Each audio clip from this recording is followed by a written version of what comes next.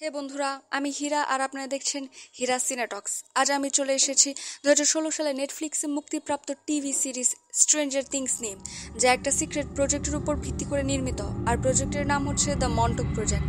The মন্টক project আসলে একটা secret military experiment ছিল, যা ইউএসএ সরকার কর্তৃক অবৈধভাবে সাধারণ জনগণের কাছ থেকে আড়াল করে মাইন্ড কন্ট্রোল টেকনোলজিকে বাস্তবের রূপ দেওয়ার চেষ্টা চালানো হয়েছিল। এখানে ছোট ছোট বাচ্চাদের নিয়ে এক্সপেরিমেন্ট করা হয়েছিল। এই প্রজেক্টের উপর ভিত্তি করেই কিছুটা বাস্তব আর কিছুটা কাল্পনিক বিষয়ের সংমিশ্রণে স্ট্রেঞ্জার থিংস টিভি সিরিজটি বানানো হয়। তো চলুন বেশি দেরি না করে শুরু করা যাক আজকের টিভি সিরিজ স্ট্রেঞ্জার থিংসের সিজন 1 এর এপিসোড 1। November 6, 1983, Hawkins, Indiana. এপিসোডের শুরুতেই আমাদেরকে হকিন্স ন্যাশনাল ল্যাবরেটরি দেখানো হয়, যেখানে একজন সায়েন্টিস্ট ল্যাব থেকে ভয়ে দৌড়ে পালাচ্ছেন।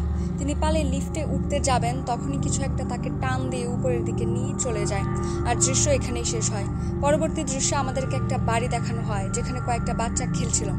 এদের মধ্যে এর নাম হচ্ছে মাইকেল, এটা হচ্ছে লুকাস, এ হচ্ছে ডেস্টিন, আর এটা হচ্ছে উইল। মাইকেলের মা তাকে ডেকে খেলা বন্ধ করতে বলেন। এরপর আমাদেরকে মাইকেলের বোন ন্যান্সিকে দেখানো হয়, যাকে ডেস্টিন পিৎজা খেতে বলছিল, কিন্তু সে আগে ঘরের দরজা বন্ধ করে দেয়। তারপর ডেস্টিন সেখান থেকে চলে যায়। তারপর 4 বন্ধু একসাথে ঘরের বাইরে আসে আর তারা যার যার বাড়ির দিকে যেতে শুরু করে। উইল যে রাস্তা দিয়ে যাচ্ছিল সেটা আসলে রেস্ট্রিক্টেড এরিয়া ছিল।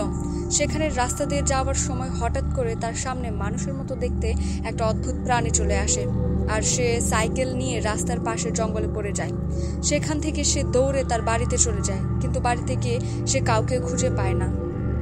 পরে সে তার বাড়ির ফোন দিয়ে ফোন করতে যায়, কিন্তু নেটওয়ার্ক কাজ করছিল না। উইলের সাথে থাকা বাড়ির কুকুরটা দরজার দিকে কিছু একটা দেখে খেউ খেউ করছিল। তখন আপনি ঘরের দরজার লক খুলে যায়। তখন সে ভয় পেয়ে ঘর থেকে বেরিয়ে গ্যারেজের ভিতরে ঢুকে যায়। সেখানে সে বন্দুকে গুলি ঢুকে বন্দুক দরজার দিকে তাক করে দাঁড়িয়ে থাকে।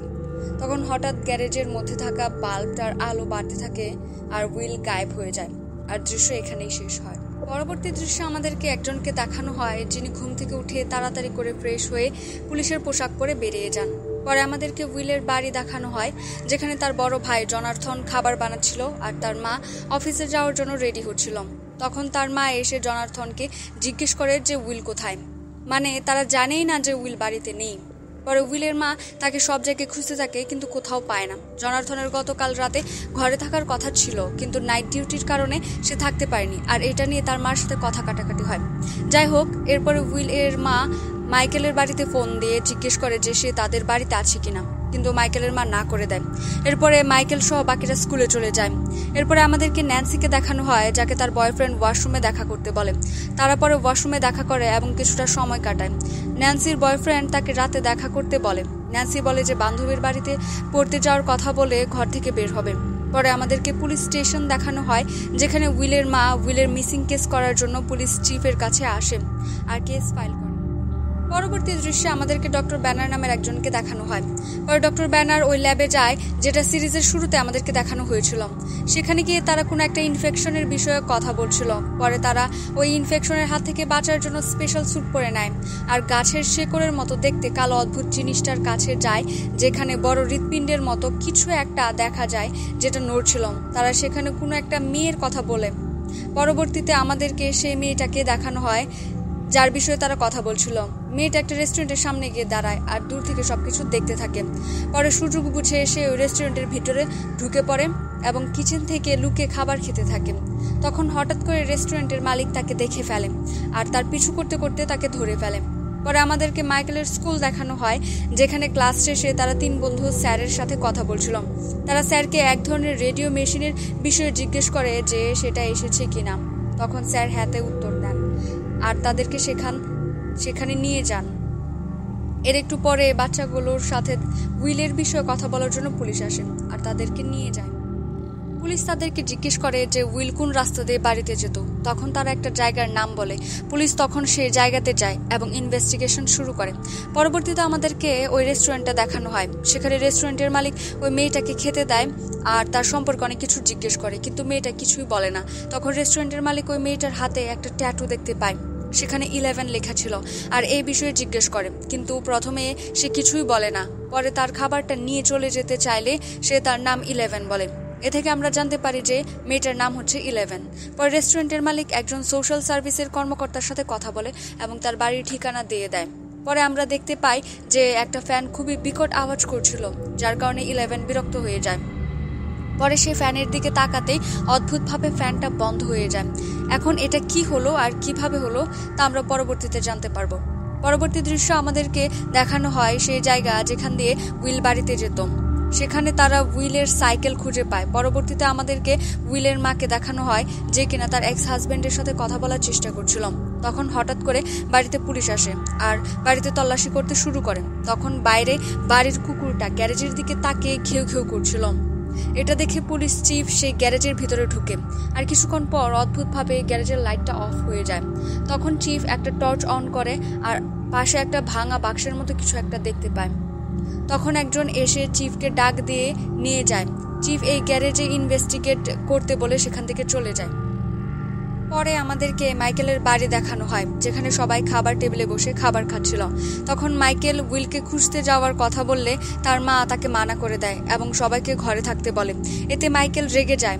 তখন ন্যান্সি তার বান্ধবীর বাড়িতে পড়তে যাওয়ার কথা বললে তাকেও মানা করে দেয়। তখন ন্যান্সি রেগে যায়। তখন মাইকেল তার মাকে বলে যে সে তার বিএফের সাথে দেখা করতে যাবে। এটা শুনে ন্যান্সি আরও রেগে যায় আর তার ঘরে চলে যায়। এরপর মাইকেলও তার ঘরে চলে যায়। পরে আমাদেরকে ওই জঙ্গল দেখানো হয় যেখান থেকে উইলের সাইকেল পাওয়া গিয়েছিল। ওইখানে চিফের সাথে উইলের স্কুলের টিচারের কথা হয়। তখন আমরা একটা বিষয় জানতে পারি যে চিফের মেয়ে কিছু বছর আগে মারা গেছে। যাই হোক, পরে আমাদেরকে মাইকেলকে দেখানো হয় যে কিনা তার বন্ধুদের সাথে ওয়াকি টকি দিয়ে কথা বলছিল। তারা বলছিল যে তারা উইলকে খুঁজতে বের হবে। যে কথা সেই কাজই হলো। তারা ব্যাগটেক গুছিয়ে বেরিয়ে পড়লো। তখন যাওয়ার সময় মাইকেল দেখলো যে তার বোনের বিএফ তাদের ঘরের জানালা দিয়ে উপরে ওঠার চেষ্টা করছে। এটা দেখে সে কিছুই না বলে সেখান থেকে চলে যায় আর ন্যান্সির বিএফও ন্যান্সির ঘরে ঢুকে পড়ে। পরবর্তী দৃশ্যে আমাদেরকে আবার ওই রেস্টুরেন্ট দেখানো হয় যেখানে 11 আইসক্রিম খাচ্ছিল আর রেস্টুরেন্টের মালিক নিজের কাজ করছিল। তখন কেউ একজন দরজায় কড়া নাড়ে আর রেস্টুরেন্টের মালিক গিয়ে দেখে যে সোশ্যাল সার্ভিস থেকে একজন মহিলা এসেছেন, যার সাথে ইনি কথা বলেছিলেন। তখন ঘরের ভিতরে ঢুকেই মহিলাটি রেস্টুরেন্টের মালিককে গুলি করে মেরে ফেলে। এটা দেখে 11 ভয়ে ঘর থেকে বেরিয়ে যেতে চাইলে তাকে আটকানোর জন্য 2 জন ব্যক্তি তার সামনে বন্দুক নিয়ে চলে আসে, কিন্তু অদ্ভুতভাবে 11 তাদেরকে মেরে ফেলে আর সেখান থেকে পালিয়ে যেতে সক্ষম হয়। পরে আমাদেরকে ওই 3 বন্ধুদের দেখানো হয় যারা উইলকে খুঁজতে বেরিয়েছিল। তারা ওই জায়গাতে যায় যেখানে উইলের সাইকেল পাওয়া গিয়েছিল। পরে তারা জঙ্গলের ভিতর ঢুকতে শুরু করে। এরপর আমাদেরকে উইলের মা ও তার ভাইকে দেখানো হয় যারা উইলের পুরনো ছবিগুলো দেখছিল। উইলের ভাই তখন উইলের হারিয়ে যাওয়ার জন্য নিজেকে দোষ দিতে থাকে। তখন তার মা তাকে বোঝায় যে এতে তার কোনো দোষ নেই। এসব বলে সে তাকে সান্ত্বনা দিতে থাকে। এরপর হঠাৎ করে বাড়ির ফোনে কারো একজনের ফোন আসে, কিন্তু ফোনের কোনো কথাই বোঝা যাচ্ছিল না। তখন উইলের মা উইলের গলার আওয়াজ শুনতে পায় আর সাথে কিছু অদ্ভুত আওয়াজও। এরপর উইলের মায়ের গায়ে হালকা কারেন্ট লেগে যায় আর ফোনটা হাত থেকে পড়ে যায়। পরে জনার্থন ফোনটা ধরলে আর কিছু শুনতে পায় না। পরবর্তীতে আমাদেরকে ওই 3 বন্ধুকে দেখানো হয় যারা এখনো উইলকে বৃষ্টিতে ভিজে ভিজে খুঁজছিল। বৃষ্টিতে ভিজে ভিজে উইলকে খোঁজার সময় হঠাৎ করে 11 তাদের সামনে চলে আসে আর এই এপিসোডটি এখানেই শেষ হয়। তো এই টিভি সিরিজের প্রথম এপিসোডটি আপনাদের কাছে কেমন লাগলো তা অবশ্যই কমেন্ট করে জানাবেন আর আমার চ্যানেলটিকে অবশ্যই সাবস্ক্রাইব করে দিবেন। তো আজকে এই পর্যন্তই। সবাই ভালো থাকুন, সুস্থ থাকুন।